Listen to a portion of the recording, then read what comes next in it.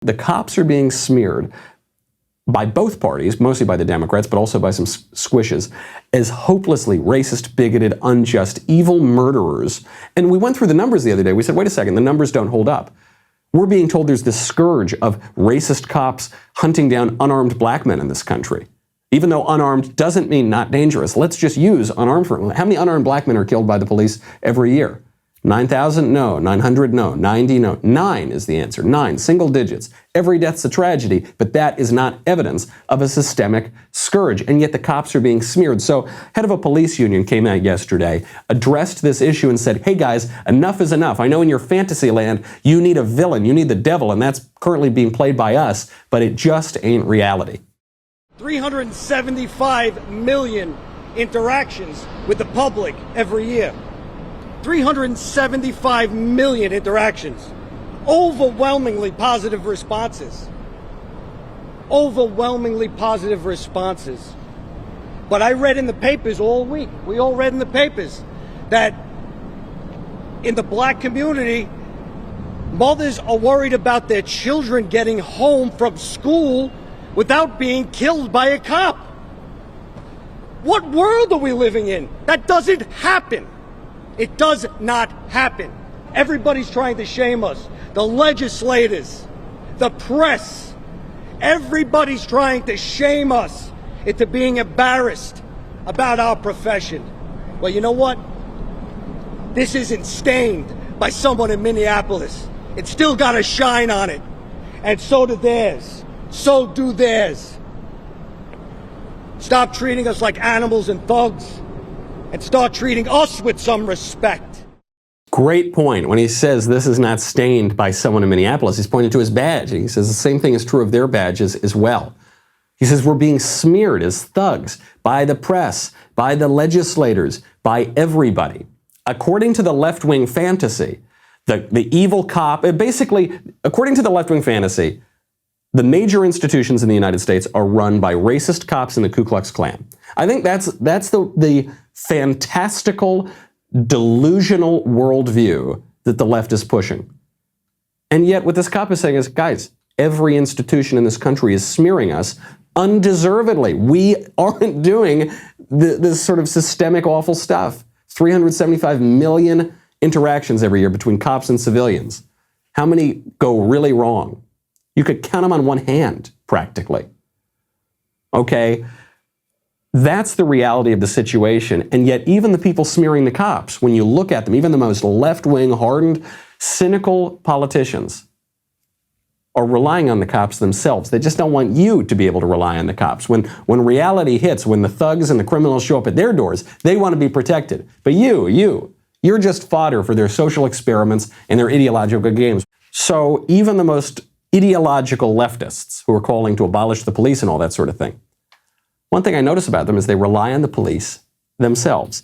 LA City Council President Nury Martinez, a Democrat, pushing to make huge cuts to the LAPD. Now they're announcing could be $100 million, could be $150 million cut from the LAPD budget. Time for me to get out of Dodge. Decided that while she's defunding the LAPD for everyone else, she's going to have an LAPD detail stationed outside of her private home. Not just recently, not just in June, not just in May, going all the way back to April.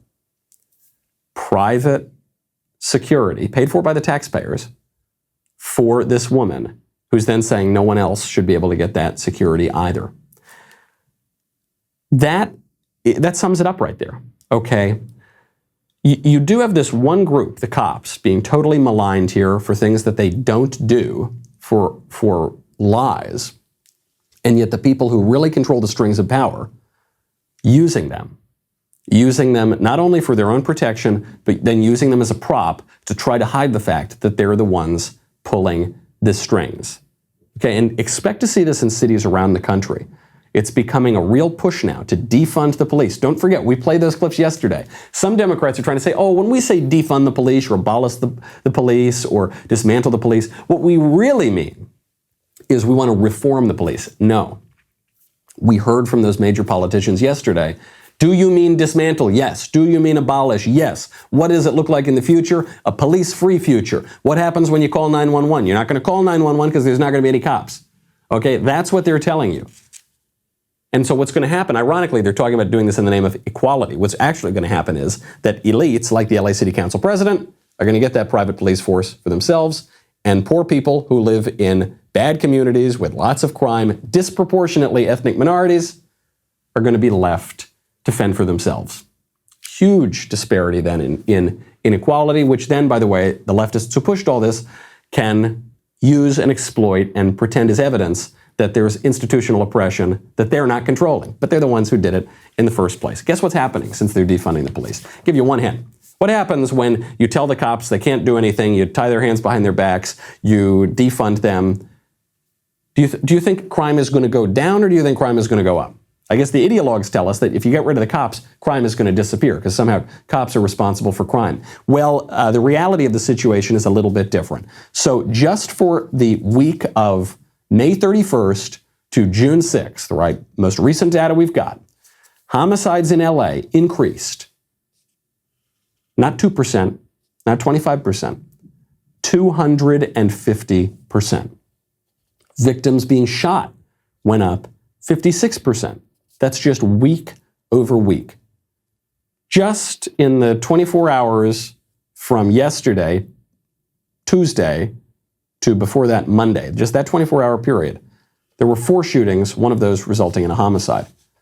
Detectives are trying to follow leads to ID and arrest suspects, but the detectives need people's help because their hands have been tied behind their backs.